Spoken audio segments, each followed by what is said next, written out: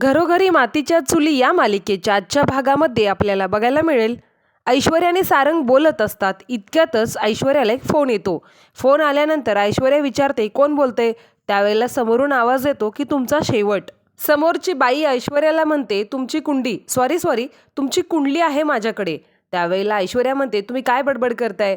तेव्हा ती बाई म्हणते पुरावा आहे माझ्याकडे.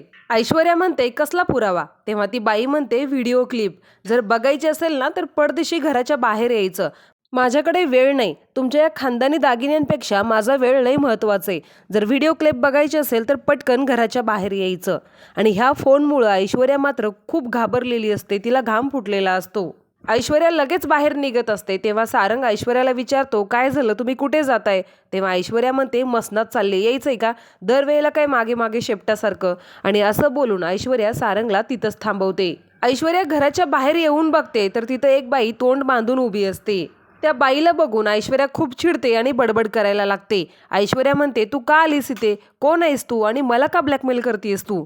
तर ती बाई शांतच उभी असते. तेव्हा ऐश्वर्या म्हणते अगं मी तुझ्याशी बोलते तिकडं तोंड करून काय उभीस. आणि हे बघ मी काही दागिने वगैरे चोरलेले नाहीयेत. ऐश्वर्या खोटं बोलताना मग ती बाई जायला निघते. तेव्हा ऐश्वर्या म्हणते थांब मी कबूल करते की मी दागिने चोरलेत. मीच ते कपाट फोडलं. त्या कपाटातून दागिने काढले आणि ते दागिने मीच चोरले. ती बाई सगळं शांतपणे ऐकून घेत असते. ऐश्वर्या म्हणते पण एक मिनिट. मी ते कपाट फोडलं दागिने चोरले हे तुला कसं माहिती. कारण मी तर चोरी करताना सगळ्यांना बेशुद्ध केलं होतं. मग तुला पुरावा कसा सापडला. ऐश्वर्या एकटीच बडबड करत असते. मग ऐश्वर्या त्या बाईला म्हणते अगं बोल ना. मी पण ऐश्वर्या आहे. माझ्याकडे ना खूप पैसा आहे. तू स्मार्ट असशील पण माझ्याकडे भरपूर पैसा आहे. हां आता मला माहिती आहे की माझं घर गहाण आहे. परंतु माझ्या डॅडाकडे खूप पैसा आहे. मी तिथून घेऊन तुला देऊ शकते. पण तो व्हिडिओ डिलीट कर. पण इतकं बोलून सुद्धा ती बाई काहीच बोलत नाही म्हटल्यावरती ऐश्वर्या चिडते आणि म्हणते ओढणीने तोंड गुंडाळून तिकडं तोंड करून काय उभीस. मी तुझ्याशी बोलते बोल पटकन. आणि मग इतक्यात त्या बाईने जो व्हिडिओ रेकॉर्ड केलेला असतो आतापर्यंत तो व्हिडिओ क्लिप ती ऐश्वर्याला दाखवते. आणि तो व्हिडिओ रेकॉर्ड केलेला बघून मग ऐश्वर्या खूप चिडते घाबरते. आणि त्या बाईला म्हणते ऐश्वर्या खूप घाबरलेली असते. ऐश्वर्या म्हणते तू रेकॉर्ड केलंस.